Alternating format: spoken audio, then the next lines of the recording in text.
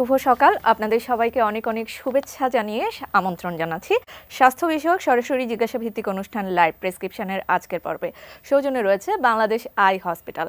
আপনাদের সাথে আছি আমি ডাক্তার ফাতিহা শাফি, আর থাকছি অনুষ্ঠানের পুরোটা সময় জুড়ে। দর্শক, আপনারা জানেন আমরা এই অনুষ্ঠানে চেষ্টা করি চোখের যে কোনো একটি সমস্যা নিয়ে আলোচনা করার জন্য। আজও এর ব্যতিক্রম নয়। আজ আমাদের অনুষ্ঠানের বিষয়বস্তু চূড়ান্ত করা হয়েছে টেরা চোখের চিকিৎসা। আর এ বিষয়ে কথা বলার জন্য আমাদের সাথে অতিথি হিসেবে আছেন ডাক্তার মামুনুর রশিদ চৌধুরী, শিশু চক্ষু রোগ, স্কুইন্ট ও ফ্যাকো বিশেষজ্ঞ, consultant, Bangladesh eye hospital limited. টেরা চোখের চিকিৎসা সম্পর্কে আপনার প্রশ্ন ও মতামত জানান 0241010469 এই নম্বরে। আমন্ত্রণ জানাচ্ছি আপনাকে আমাদের আজকের এই আয়োজনে। ধন্যবাদ। আমরা আজকে টেরা চোখের যে চিকিৎসা সেই প্রসঙ্গে কথা বলতে যাচ্ছি। চিকিৎসা প্রসঙ্গে আমরা আসছি, তার আগে শুরুতেই জানতে চাচ্ছি যে টেরা চোখ বলতে আমরা যেটিকে বুঝি সেটিকে আমরা সমাজে অনেকেই লক্ষ্মী টেরা বলে অভিহিত করে থাকি। আসলে কি এটি লক্ষ্মী কিনা বা আসলে কি এটি ভালো কিনা সেই প্রসঙ্গে জানবো শুরুতে। জি, শুরুতে আসলে বলতে হয় যে চোখের বিভিন্ন যে রোগ সম্পর্কে আমরা জানি, যেমন দৃষ্টি ত্রুটি বা পানি পড়া বা চোখের ছানিজনিত সমস্যা, এসব নিয়ে আমাদের সাধারণ মানুষদের মধ্যে যথেষ্ট সচেতনতা আছে এবং তারা এটা চিকিৎসা করছেও। টেরা রোগ বা বাঁকা চোখটা একটু ডিফারেন্ট এই কারণে যে সামাজিকভাবে এটা একটু লক্ষ্মী টেরা নামেই পরিচিত এবং সবাই মনে করে যে এর মধ্যে একটা ভালো দিক আছে, তাই এটাকে যে খুব একটা চিকিৎসার ব্যাপারে তারা অতটা সচেতন না, যদিও এটা অন্যান্য চোখের রোগের মতোই একটি রোগ এবং যেটা চিকিৎসা করা আসলেই দরকার আসলে। আচ্ছা, তো এই যে টেরা চোখ হয়ে থাকে বা বাঁকা চোখ হয়ে থাকে, সেটির কি কোনো নির্ধারিত বয়স আছে? অনেক শিশুদেরকেই দেখা যায় যে জন্মগতভাবেই কিন্তু তারা টেরা চোখ নিয়ে জন্মায়। জি জি আসলে বাঁকা বা টেরা রোগটা যে কোনো বয়সেই হতে পারে এবং দেখা যায় যে বেশিরভাগ ক্ষেত্রেই কোনো কারণ ছাড়াই এই রোগটি হয়। এবং অন্যান্য যে কিছু রোগ কারণ আমরা পাই, এর মধ্যে একটা হলো যেমন দৃষ্টি ত্রুটি বা যে রোগী একটু কম দেখে এই রোগে, সাথে আছে যে চোখের ছানি যদি থাকে বা অন্যান্য চোখের রেটিনার সমস্যা বা কিছু। এবং এই রোগগুলো আসলে শিশু থেকে শুরু করে বৃদ্ধ যে কোনো বয়সে হতে পারে। এবং শিশুদের 1 বছর বয়সের মধ্যেও হয়, আরও কিছুদিন পরে যে যখন স্কুল গ্রোয়িং 3-4 বছর বয়স তখন হতে পারে, বয়স্কদের একটু ইয়াং বয়সে, এবং বৃদ্ধদের যখন অনিয়ন্ত্রিত ডায়াবেটিস, উচ্চ রক্তচাপ এসব থেকেও কিন্তু এই রোগ হতে পারে। পাশাপাশি আঘাতের কারণে, রোড অ্যাক্সিডেন্ট বা যে কোনো আঘাতে যে কোনো বয়সেই এই রোগ দেখা দিতে পারে আসলে। আচ্ছা আচ্ছা, যে কোনো বয়সে আসলে এই রোগের হতে পারে, কিন্তু সেই রোগটি হওয়ার পেছনে কি কোনো ফ্যাক্টরস বা কারণ কি কাজ করে থাকে? ফ্যাক্টরস আসলে এখন আমরা যেটা দেখি যে এখন আসলে ডিজিটাল এই যুগে প্রচুর আমাদের ডিভাইস ইউজ করতে হয়, মোবাইল, ল্যাপটপ, এবং এটা একটা মেইন কারণ বাচ্চাদের বাঁকা বা টেরা চোখের। এবং পাশাপাশি দেখা যায় যে চোখের কিছু মাংসপেশি আমাদের চোখটাকে সোজা রাখে এবং এই মাংসপেশি কন্ট্রোল করে বিভিন্ন নার্ভ। যে কোনো কারণে এই নার্ভ যদি হ্যাম্পার্ড হয়, সেটা ডায়াবেটিস বা প্রেশারের কারণে হতে পারে বা আঘাতের কারণে হতে পারে বা কোনো কারণ ছাড়াই দেখা যায় যে হঠাৎ করেই কোনো নার্ভের উইকনেস থেকে আমাদের এই টেরা রোগটা দেখা দিল। পাশাপাশি চোখের অন্যান্য রোগ, রেটিনার সমস্যা হোক বা চোখের কিছু মরণঘাতী টিউমারেও কিন্তু বাঁকা বা টেরার চোখটা উপসর্গ হিসেবে দেখা দিতে পারে। আচ্ছা, এই বিষয়গুলো নিয়ে আসলে অনেক প্রশ্ন থেকে যায় এবং দর্শকরাও কিন্তু এই বিষয়ে অনেক কিছু জানতে চান। তেমনই একজন দর্শক আছেন আমাদের ফোনে, আমরা ফোনটি নিয়ে নিচ্ছি। দর্শক, আসসালামু আলাইকুম, আপনার নাম বলে সরাসরি প্রশ্নটি করুন। ওয়ালাইকুম আসসালাম, আমি ফারজানা বলছিলাম। জি, আমি জানতে চাচ্ছিলাম যে নবজাতক মানে হওয়ার পর যে একটা বাচ্চা অনেক সময় দেখা যাচ্ছে চোখের টেরার সমস্যা হয়, তো সেটা অনেক সময় বোঝা যায় না প্রথমের দিকে, পরে হয়তো আস্তে আস্তে বোঝা যায়। সেটা আইডেন্টিফাই করার কোনো সুযোগ আছে কিনা বা সেটা কিভাবে করা যায়? জি, ধন্যবাদ দর্শক, সাথে থাকবেন। জি, ধন্যবাদ আপনাকে। আসলে খুবই একটি গুরুত্বপূর্ণ প্রশ্ন এটি। জেনারেলি আমরা যেটা বলি যে কোনো শিশুকেই ঠিক জন্মের পরপরই 1-1.5 মাসের মধ্যেই একবার একটু চক্ষু বিশেষজ্ঞকে একটু দেখিয়ে নেওয়া, প্লাস স্কুলে যাওয়ার ঠিক আগে। পাশাপাশি কয়েকটা জিনিস আমরা একটু খেয়াল করতে বলি, যে বাচ্চা টিভি দেখতে কাছে চলে যাচ্ছে কিনা। এইসব কয়েকটা ফ্যাক্টর আমরা দেখে আমরা ধারণা করি যে হয়তো বাচ্চার চোখের কোনো চিকিৎসা প্রয়োজন। পাশাপাশি মানে ঠিক নবজাতক বয়সে পিতামাতার জন্য বা অভিভাবকদের জন্য একটু কঠিন হয়ে যায় যে বাচ্চাটা চোখ বাঁকা বা টেরা এটা বোঝা। সেক্ষেত্রে আমরা 1-1.5 মাসের মধ্যে যে ফলো আপটা করতে বলি, তখন আমরা কিছু জিনিস পরীক্ষা করে দেখি যে তার আসলেই ওরকম কিছু হওয়ার সম্ভাবনা আছে কিনা। থাকলে আমরা বলি যে একটু ক্লোজ ফলো আপে রাখতে 2-3 মাস 4 মাস বা একটু গ্যাপ দিয়ে, প্লাস পাশাপাশি বিভিন্ন যে উপসর্গ যে টিপির কাছে চলে যাওয়া বা দূরে দেখতে অসুবিধা হওয়া, সেসব জিনিস আমরা একটু অভিভাবকদের বলি একটু নজরে রাখতে। আচ্ছা, পাশাপাশি স্কুলে যাওয়ার ঠিক আগে একবার একটু চেক আপ। আচ্ছা, উপসর্গগুলো তাহলে আমরা মোটা দাগে টিভির কাছে চলে যাওয়া বা দূরে ছোট করে দেখা, এগুলো কিছু। আচ্ছা, এগুলোকেই ধরতে পারি। ফ্যামিলি হিস্ট্রির কি কোনো ব্যাপার আছে কিনা এই ক্ষেত্রে? ফ্যামিলি হিস্ট্রির প্রায় সময় আমরা পাই। ফ্যামিলি হিস্ট্রির একটা ব্যাপার থাকে, দাদা দাদি বা বাবা মায়ের মধ্যে কারো, নানা নানিদের মধ্যে কারো এরকম থাকলেও আমরা কিছু অ্যাসোসিয়েশন পাই, তখন আমরা বলি যে হ্যাঁ এরকম থাকলে একটু যোগাযোগ করবেন আমাদের সাথে। আচ্ছা, তো টেরা বা বাঁকা চোখের সমস্যা যাদের থাকে তাদের কি দৃষ্টিশক্তি কমে যাওয়ার কোনো প্রবণতা থেকে যায় কিনা? জি, দৃষ্টিশক্তির ব্যাপারটা যে দুই রকম, যে টেরা রোগ হওয়ার পর দৃষ্টিশক্তি কমে যেতে পারে, এটা একটা। পাশাপাশি চোখের অন্য রোগ, শুরুতে ওনার টেরা বা বাঁকা চোখের সমস্যা ছিল না, অন্য যে কোনো যেমন ছানি বা টিউমার বা চোখের রেটিনার সমস্যা যেটা চিকিৎসা করা হচ্ছে না অনেক দিন, তারপরে সেই চোখ কিন্তু আস্তে আস্তে টেরা হতে পারে। তো যখনই চোখ টেরা হয়, আমরা যে কোনো চোখের রোগীর ক্ষেত্রে আমরা প্রথমেই দৃষ্টিশক্তি তার কতখানি সেটা পরিমাপ করি। তো টেরা রোগে দেখা যায় কিছু ক্ষেত্রে দৃষ্টিশক্তি কম থাকতে পারে, সেটা আমরা চশমা বা কোনো ক্ষেত্রে থেরাপি বা অপারেশনের মাধ্যমে আমরা সেটাকে সারিয়ে তুলতে পারি ইনশাআল্লাহ। আর সেটা যদি খুব আর্লি আমরা রোগটা ধরতে পারি। কিন্তু যদি অনেক সময় দেখা যায় যে রোগী বেশ অনেক দিন পরে আমাদের কাছে এসেছে, অলরেডি দৃষ্টিশক্তি অনেকখানি কমে গেছে, তখন আমাদের একটু কষ্ট হয় দৃষ্টিশক্তিটা আবার একটু ফিরিয়ে আন। পাশাপাশি চোখের অন্যান্য রোগের ফলশ্রুতিতে যদি টেরা রোগটা দেখা দেয়, সেক্ষেত্রে ওই রোগগুলো আগে আমরা চিকিৎসা করে তারপর আমরা টেরা রোগের চিকিৎসাতে যাই। এবং দৃষ্টিশক্তি কিছু কিছু সময়ে টেরা রোগের জন্য কিন্তু কমতে পারে। সেই জন্য টেরা রোগটা আর্লি চিকিৎসকের শরণাপন্ন হওয়া একটু জরুরি। যে কোনো রোগের ক্ষেত্রেই কিন্তু আর্লি ডায়াগনোসিসটা আসলে ভেরি ইম্পর্টেন্ট। আমাদের একজন দর্শকও আছেন ফোনে, আমরা তার প্রশ্নটি নিয়ে নিচ্ছি। দর্শক, আসসালামু আলাইকুম, আপনার নাম বলে সরাসরি প্রশ্নটি করুন।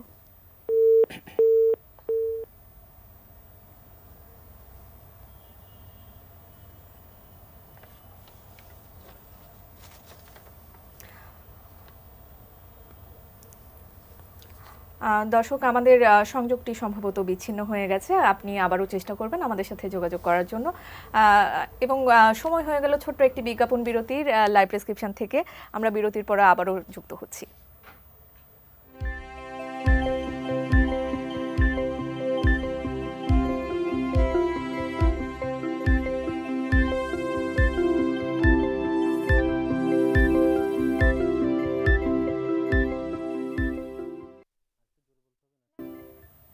বিজ্ঞাপন বিরতির পর আবারও আমন্ত্রণ লাইভ প্রেসক্রিপশনে। আমরা কথা বলছিলাম টেরা চোখের চিকিৎসার সাথে আছেন বিশেষজ্ঞ একজন চিকিৎসক। বিজ্ঞাপন বিরতিতে যাবার আগে আমরা বিভিন্ন প্রসঙ্গে কথা বলছিলাম। আমাদের সামাজিক যোগাযোগ মাধ্যমে অনেকগুলো প্রশ্ন এসেছে, সেই প্রশ্নগুলো থেকে আমরা একটি প্রশ্ন রাখছি আপনার কাছে। আমাদের কাছে মনি, তিনি জানতে চেয়েছেন পুরান ঢাকা থেকে, স্যার আমার চোখ সবসময় স্বাভাবিক থাকে, কিন্তু হঠাৎ করেই নিজেই চোখ টেরা হয়ে যায়, তখন চোখে ব্যথা হয়, আমি -5 চশমা ব্যবহার করি, আমার করণীয় কি? আচ্ছা, এটা খুব গুরুত্বপূর্ণ একটি প্রশ্ন এবং বাঁকা বা টেরা চোখের একটা ভ্যারাইটি রোগ। এসব ক্ষেত্রে আমরা দেখি যে চশমা দিয়ে দৃষ্টি বা চোখের সোজা থাকাটা কতখানি আছে। যদি চশমা দিয়ে বেশিরভাগ সময় চোখটি সোজা থাকে, তাহলে আমরা চশমাটাই কন্টিনিউ করতে বলি এবং এক্ষেত্রে চশমাটাই মেইন চিকিৎসা আসলে। পাশাপাশি চশমা দিয়ে প্রতিটি চোখের আলাদা করে দৃষ্টি কতটুকু সেটাও আমাদের একটু পরিমাপ করতে হয়। সেই অনুযায়ী দরকার হলে আমরা অনেক সময় কিছু থেরাপি অ্যাড করি। পাশাপাশি রোগীকে আমরা একটু ইনস্ট্রাকশন দেই বা উপদেশ দেই যে মোবাইল, ল্যাপটপ এগুলো যতখানি কম ডিপেন্ডেন্ট হওয়া যায়, এগুলো ছাড়া তো আসলে হয় না এখন। প্লাস যতটুকু দরকার ঠিক ততটুকু করে বাকিটা সময় যেন একটু রেস্ট নেওয়া যায়। চশমা দেওয়ার পরও যদি বাঁকা থেকে যায়, তখন আমরা সার্জারি বা অন্য কিছু চিন্তা ভাবনা করি। আচ্ছা আচ্ছা। রোগী পরীক্ষা করে সেই হিসেবে যে যদি চশমার পাওয়ার পরিবর্তন হয় সেটাও আপডেট করি, প্লাস আমাদেরকে চোখ চশমা দিয়ে যদি চোখ সোজা থাকে তাহলে আর কিছুই করতে হয় না, চশমাটাই কন্টিনিউ করতে হয়। প্লাস চশমা দিয়ে যদি বাঁকা রয়ে যায় সেক্ষেত্রে ততটুকু অংশ আমাদেরকে অপারেশন করে সোজা করতে হয়।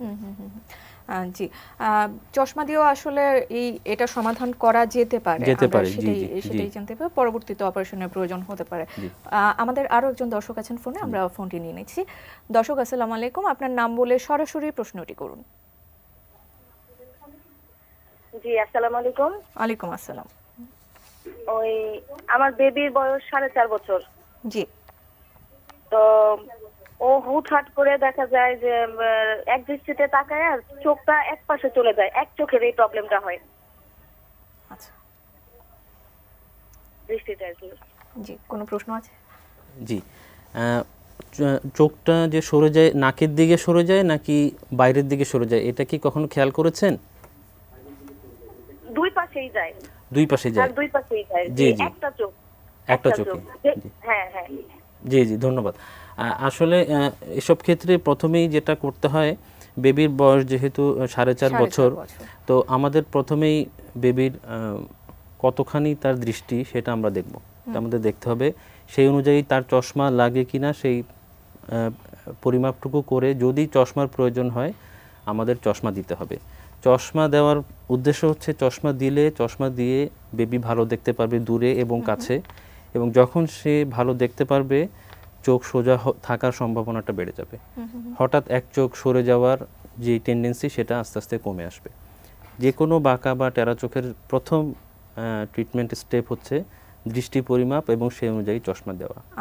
তারপরও যদি রয়ে যায় সেক্ষেত্রে আমরা থেরাপি, এবং বেবিদের ক্ষেত্রে সার্জারিটা আমরা খুব মেটিকুলাসলি ডিসিশন নেই যে আদৌ তার প্রয়োজন আছে কিনা।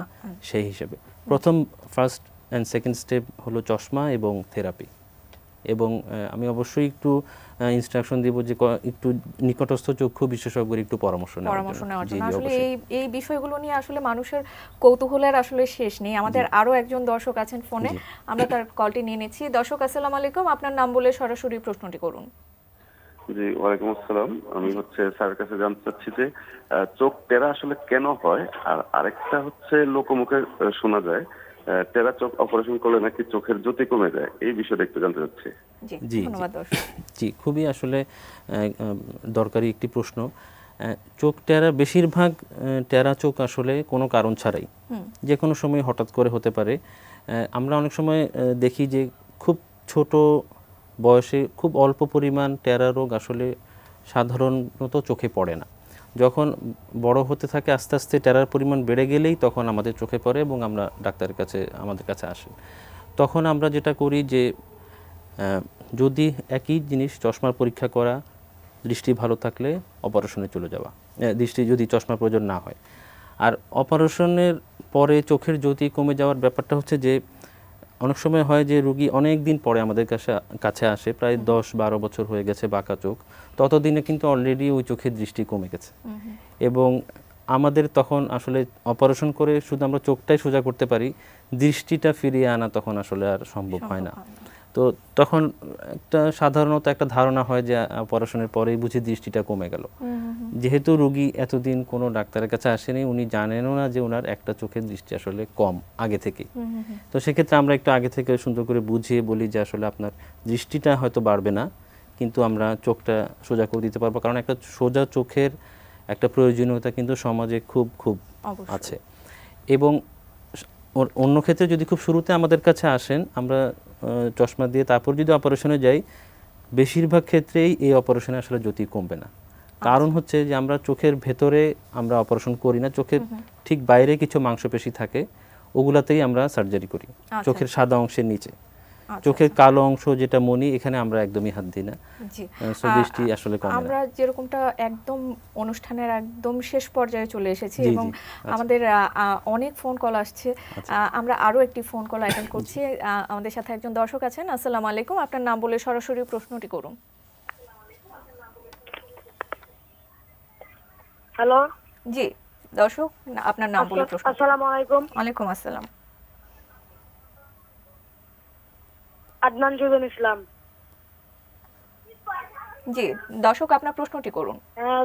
ছানি পড়া চোখের অপারেশন কেমন করে করবে? আচ্ছা, আহ, জি, আচ্ছা, ছানি পড়া চোখের অপারেশন যেটা হচ্ছে যে রোগীর বয়স অনুযায়ী আসলে, আচ্ছা। যদি বয়স্ক রোগী হয় তাহলে তো আমরা অপারেশন করে লেন্স বসিয়ে দিই, কিন্তু যদি শিশু রোগী হয় তাহলে আমরা দেখে আমরা সিদ্ধান্ত নেই যে আমরা এখনই শুরুতেই লেন্স বসাবো নাকি কয়েকটা বছর অপেক্ষা করে লেন্স বসাবো। সেক্ষেত্রে দুটো আলাদা অপারেশন লাগতে পারে শিশুদের ক্ষেত্রে।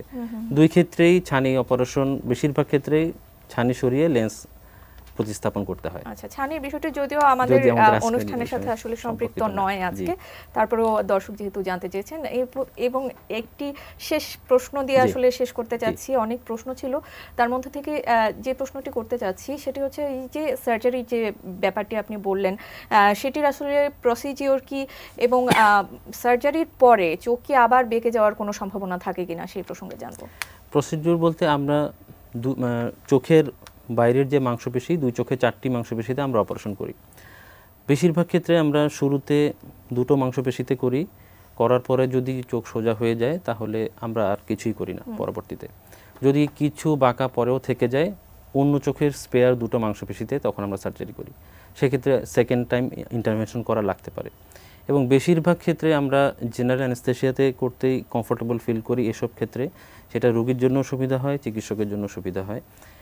এবং মোর দ্যান 95% ক্ষেত্রে আসলে অপারেশন করার পরে আবার বেঁকে যাওয়ার সম্ভাবনা খুবই কম। আচ্ছা, সেক্ষেত্রে কোনো স্কার মার্ক নিশ্চয়ই থাকে না। এবং আমরা কসমেটিক সেলাই দেই, স্কার মার্ক থাকে না। আচ্ছা, অসংখ্য ধন্যবাদ আপনাকে আপনার অত্যন্ত মূল্যবান সময়ের জন্য। ধন্যবাদ আপনাকেও, ধন্যবাদ এটিএন নিউজকে বাংলাদেশ আই হসপিটালের পক্ষ থেকে এই একটি গুরুত্বপূর্ণ ইস্যু সামনে নিয়ে আসার জন্য। Thank you. দর্শক, এই ছিল আমাদের আজকের এই আয়োজন। আমি জানি এই অনুষ্ঠানের মাধ্যমে টেরা চোখের চিকিৎসা কিভাবে করতে হয় সেই বিষয়ে আপনারা অনেক কিছুই জানতে পেরেছেন এবং আপনাদের জানার আরও অনেক আগ্রহ ছিল। সময় স্বল্পতার জন্য আজ হয়তো আমরা সেই প্রশ্নগুলোর যথাযথ উত্তর আজকের মতো দিতে পারিনি, তবে ভবিষ্যতে আমরা আবারও চেষ্টা করব। অনেক ধন্যবাদ জানিয়ে আজকের মতো এখানেই শেষ করছি। সবাই ভালো থাকবেন, সুস্থ থাকবেন, এটিএন নিউজের সাথেই থাকবেন। Supported by Bangladesh eye hospital.